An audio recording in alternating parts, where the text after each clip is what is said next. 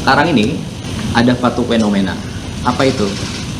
Ada yang namanya inflasi pengamat. Jadi banyak sekali pengamat. Oke. Ada pengamat ras tapi dia backgroundnya bukan di situ.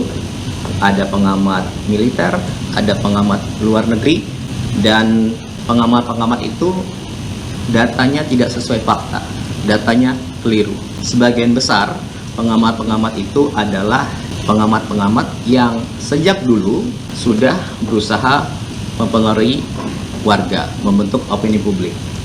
Bahkan sejak Pak Prabowo belum menjadi presiden, faktanya lebih dari 96 juta warga lebih percaya Pak Prabowo, tidak percaya mereka. Nah, itu adalah bukti nyata kepercayaan publik, bukan suatu asumsi. Teddy, Anda itu kayak butai ya? Butai. Padahal kalau Anda ngaca, yang berlumuran tai adalah Anda sendiri. Gak ada yang berusaha terlihat menjadi pengamat lebih dari Anda barusan. Ya, Anda itu, you are exactly what are you talking about. Gini, ini kan era free speech. Semua orang boleh ngomong apapun yang dia mau, oke? Selama tidak melanggar hukum. Bedanya adalah Anda tidak berkompeten, tapi jadi pejabat, Teddy. Anda dibayar oleh uang kami, oke? Itu bedanya. Gua sih nggak dapat apa-apa. Dan Anda duduk di situ, itu melanggar konstitusi, Teddy. Why? Nggak sadar ya? Bingung gue, kok bisa ya kata-kata seperti itu keluar dari mulut Anda? Cermin banyak loh di mana-mana. Muhasabah diri Anda, Mas Teddy, Mas Jeng, whatever. I'm done with this shit. Teddy itu seskap. Fokus dia adalah manajemen di kabinet, dukungan administratif, rekomendasi kebijakan, pengawasan macam-macam. Porsi dia menjelaskan pengamat itu di ruang publik gede banget ketimbang bicara negara. Artinya setiap ada kritik yang masuk di kepala seskap itu bukan kritiknya, bukan substansinya, tapi siapa. Menurut gue jadi buzzer aja, jangan jadi seskap gitu loh. Sebenarnya kan bisa lo respon secara wise gitu. Misalnya, ya semua kritik dan masukan kami tampung. Selanjutnya biarkan kabinet yang memutuskan mana yang terbaik, selesai. Dengarnya enak, nggak kelihatan songong gitu. Kalau kata teman gue John, Goebbels tuh ketawa lihat ini. Mau coba main-main dengan narasi gitu. Jadi komplit lah sudah. Presiden kemarin cari pembenaran dengan mengatakan keras kepala itu kadang-kadang harus dilakukan. Outputnya ya ini. Saran gua kembali pada persoalan rakyat. Solusi apa yang ditawarkan kabinet? Gedein porsi bicara lu di sana. Sekalipun ada pengamat gadungan, dia tetap punya hak. Keringat dia ngegaji lu semua kok. Wise aja gitu. Kabar inflasi pejabat, inflasi menteri, bagi-bagi kue jabatan nggak sesuai kompetensi, nggak menguasai bidang yang diemban, ditanya haho-haho, plonga-plongo. Jadi nggak usah bacot lah, selama masih makan gaji dari keringat kami. Sekarang juga ada yang namanya inflasi keracunan. Dulu setiap ada satu keracunan makanan, pelakunya langsung ditangkap, usahanya langsung dihentikan. Karena apa? Karena nyawa sangat berharga saat itu. Sekarang, keracunan MBG jadi terlihat biasa saja. Karena apa? Karena nyawa tidak dihargai lagi demi yang namanya program atau sebagian menduga proyek. Daripada sibuk mengkritik kritikan rakyat, lebih baik introspeksi diri. Kalau rakyat bertanya, jawab dengan jelas. Bukan, pokoknya ada. Uang negara itu uang rakyat, bukan uang nenek kalian. Paham? Berarti Mas Teddy, ada juga yang disebut sebagai inflasi korupsi. Dulu kita ngelihat IKTP korupsi 2 triliun seakan-akan besar, korupsi BTS Kominfo 8 triliun seakan-akan besar. Ternyata kalah dengan pengelolaan BGN yang super berantakan itu, yang mana dikasih satu hari 1 triliun. Ternyata korupsi KTP 2 triliun, cuma 2 hari anggaran MBG. Kenapa ini disebut sebagai korupsi? Emang semua anggaran MBG korupsi, Bang? Kita pakai dictionary korupsi yang adalah abuse of power. Gimana enggak? Pengelolaan BGN yang super berantakan, Lo ngeliat kaos kaki di set 100.000 rupiah. Lo ngeliat harga handphone dinaikin gila-gilaan. Tiba-tiba beli motor listrik belasan puluhan ribu jumlahnya. Ini praktek korupsi depan mata. Dan lama-lama kita jadi biasa. Korupsi dulu kita besar, jadi kecil. Ada inflasi namanya. Bukan cuma kalimat gua, bahkan ada jurnalnya. Bahkan jurnal juga mengatakan tentang normalisasi korupsi dalam institusi. Itu sangat mungkin terjadi.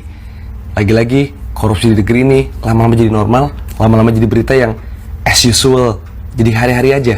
Ini kita belum ngomongin soal IKN, food estate, impor pickup, US, dan sebagainya. Jadi dibanding banyak sibuk komentarin pengamat, malah komentarin rakyat, mending urusin dulu internalnya aja. Biar pengelolaan anggaran rakyat ini nggak jadi semena-mena. Karena abuse of power lama-lama jadi korupsi. Korupsi lama-lama jadi normal. Itu namanya inflasi korupsi. Sibuk aja membantah narasi. Nggak ada kerjaan banget ya.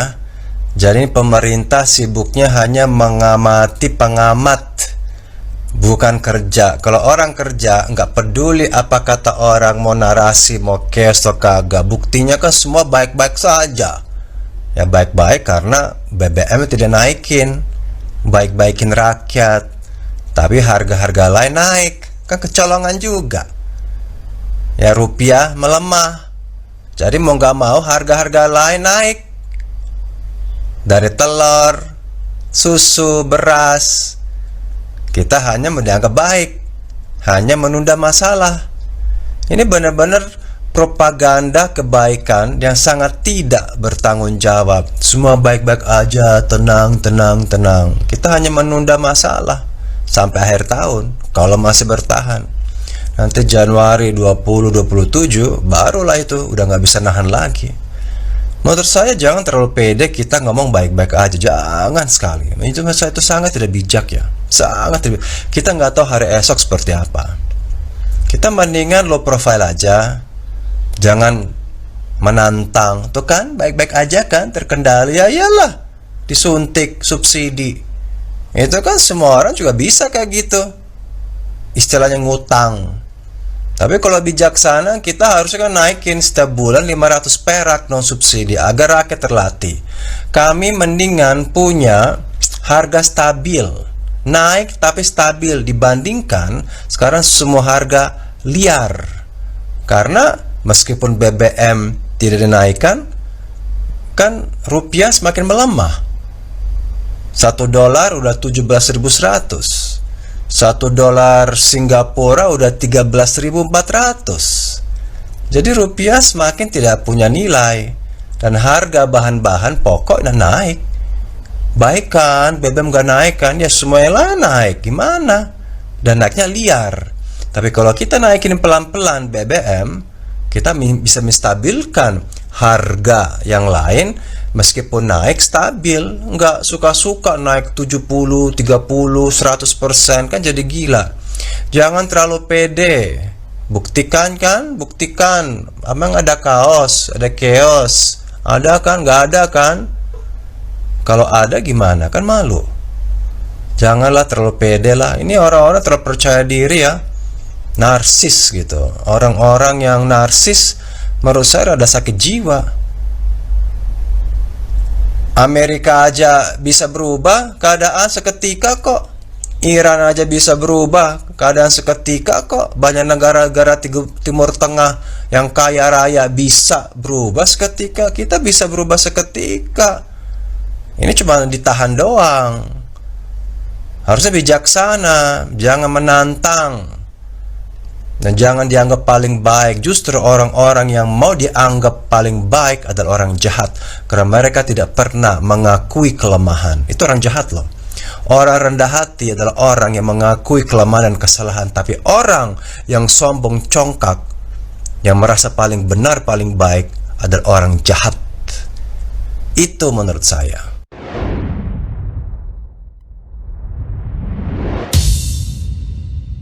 Assalamualaikum warahmatullahi wabarakatuh. Berjumpa lagi bersama saya di Mas TV Channel. Barusan tadi kita saksikan ya, dimana ini Seskap Teddy dirujak oleh netizen ya kan, karena dia mengatakan bahwa ya dalam beberapa bulan ini terjadi ataupun muncul fenomena baru ya, yaitu di mana terdapat katanya inflasi pengamat gitu ya. Ini kan seolah-olah menyindir ya, bagaimana ya mengatakan bahwa muncul sekali berbagai macam pengamat-pengamat dadakan ya kan, yang mengkritisi kebijakan-kebijakan dari pemerintahan Pak Prabowo gitu kan. Dari sini kan kita bisa menilai ya bagaimana Seskap Teddy ini dia tampak seperti tidak mengerti ya, jabatan yang dia pegang gitu kan, jabatan yang dia emban gitu kan. Sebagai seorang sekretaris kabinet ya, dia harusnya kan menyusun ya istilahnya menyusun agenda-agenda presiden, lalu juga menyusun rencana-rencana ke depannya bersama ke presiden buat membangun negeri ini. Toh kalaupun dia ingin menanggapi kritikan-kritikan dari para masyarakat itu kan, dari para pengamat ya sebaiknya dia tampung saja, lalu dia sampaikan secara baik kepada presiden gitu kan, karena kan dia salah satu orang terdekat di lingkaran presiden gitu kan. Tetapi ini malah dia melakukan hal sebaliknya gitu loh. Dia malah menyinyirin para pengkritik kebijakan ke presiden, baik itu para pengamat, baik itu para masyarakat, para netizen gitu kan, yang ya seolah-olah dia mau mengatakan bahwa walaupun dikritik sebagaimanapun pemerintahan Pak Prabowo ini tetap dipercaya gitu. Nyatanya 98 juta rakyat Indonesia tetap memilih Pak Prabowo dan percaya kepada kepemimpinan Pak Prabowo gitu kan. Ini kan sebagai suatu narasi yang ya istilahnya narasi yang basi gitu kan.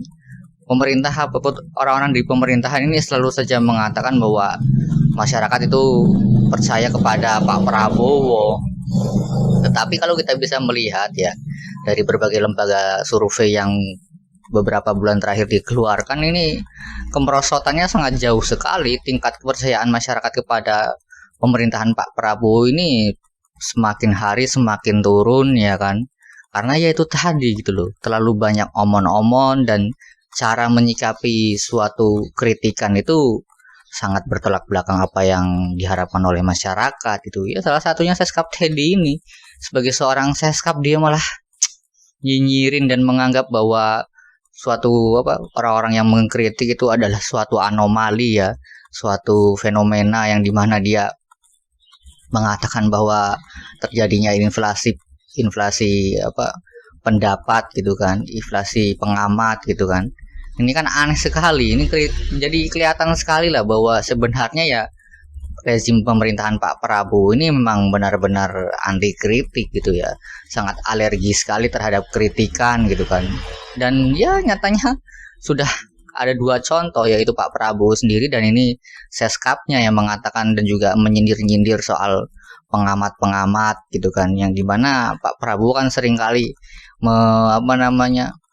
mengkonotasikan bahwa para pengamat itu, para pengkritik adalah antek-antek asing ya kan.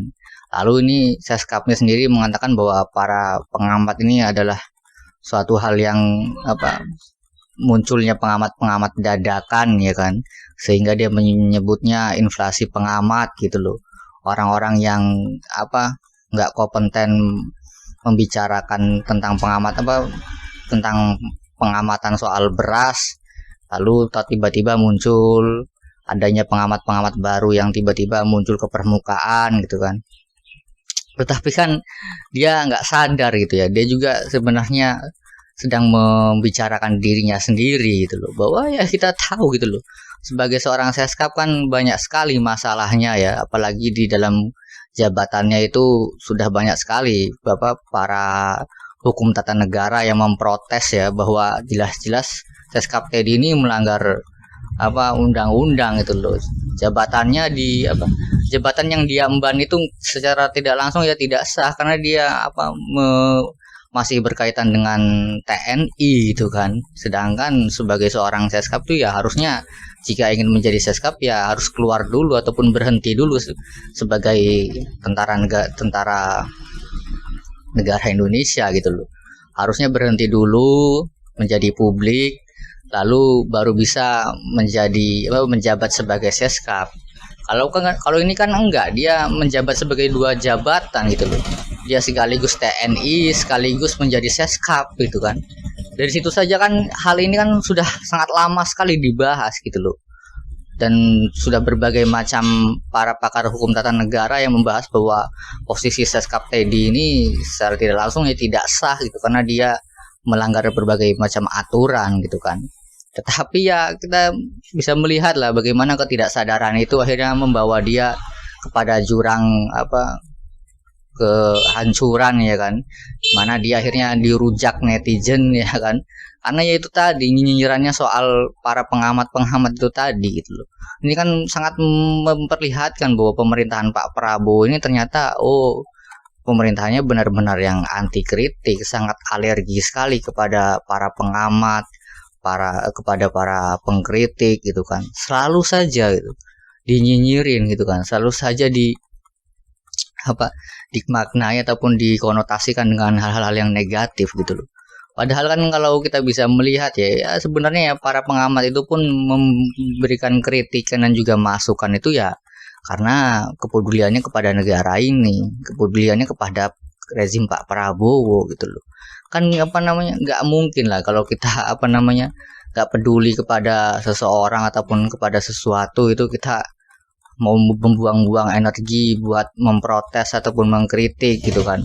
Kalau istilahnya para pengamat sudah tidak ada lagi yang mengkritik, tidak ada lagi yang bersuara gitu kan, negara ini keadaannya sunyi senyap, tenang, tetapi ya membawa kita ke dalam jurang kehancuran negara ini gitu loh.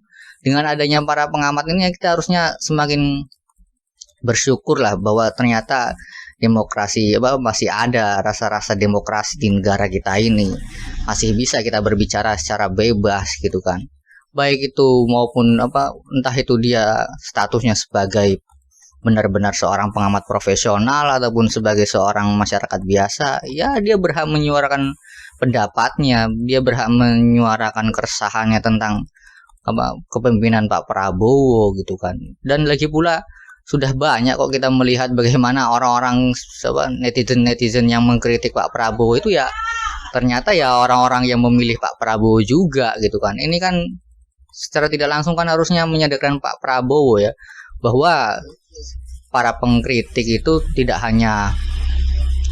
bukan hanya dari kalangan orang-orang yang tidak memilih beliau gitu kan, tetapi banyak juga orang-orang yang dulunya memilih Pak Prabowo, masyarakat yang dulunya memilih Pak Prabowo dan menjadikan Pak Prabowo sebagai presiden Indonesia juga nyatanya akhir-akhir ini mereka mulai kecewa dan juga mulai resah ya, karena ya kita bisa melihat lah bagaimana kebijakan-kebijakan yang dipilih ataupun diambil Pak Prabowo ini gak sesuai harapan gitu kan. Terlalu banyak narasi-narasi, terlalu banyak pidato-pidato yang ya kita tahu lah terlalu membuai-buai dan terlalu berhayal gitu kan, terlalu meninggi-ninggi.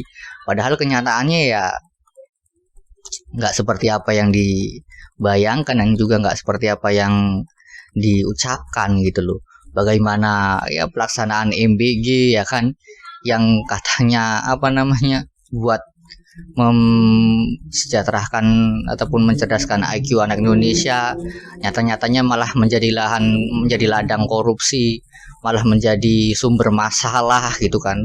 Berbagai macam masalah muncul dari program MBG ini gitu loh, yang tadinya dari orang-orang yang anak-anak yang keracunan, lalu tiba-tiba ini kepala BGN-nya mengusulkan buat mengimpor motor ratusan ribu unit lah, sepeda listrik ya kan. Lalu juga ada kaos kaki yang harganya satu pasang kaos kaki itu harganya 100 ribuan. Ini semua kan sangat miris lah, sangat menyayat hati ya buat masyarakat kecil gitu loh. Kok bisa gitu kan dengan gampangnya mengimpor motor listrik sebanyak itu, kok bisa gitu loh ya, ada harga kaos kaki bisa sampai 100 ribu, itu kan nggak masuk akal sama sekali gitu loh. Dan dari mana uang-uang itu semua gitu loh, sedangkan kita tahu kan biaya ataupun istilahnya dana yang dimakan buat menjalankan program MBG ini kan sampai 1,2 triliun per harinya. Ini kan sudah sangat luar biasa sekali gitu. Dan harapan masyarakat ini kan agar program MBG ini ya setidaknya kalau nggak mau dievaluasi ya kalau nggak mau diberhentikan ya dievaluasi gitu loh. Dimana masyarakat berharap kepala BGN-nya diganti, sampai sekarang sama Pak Prabowo tidak diganti-ganti.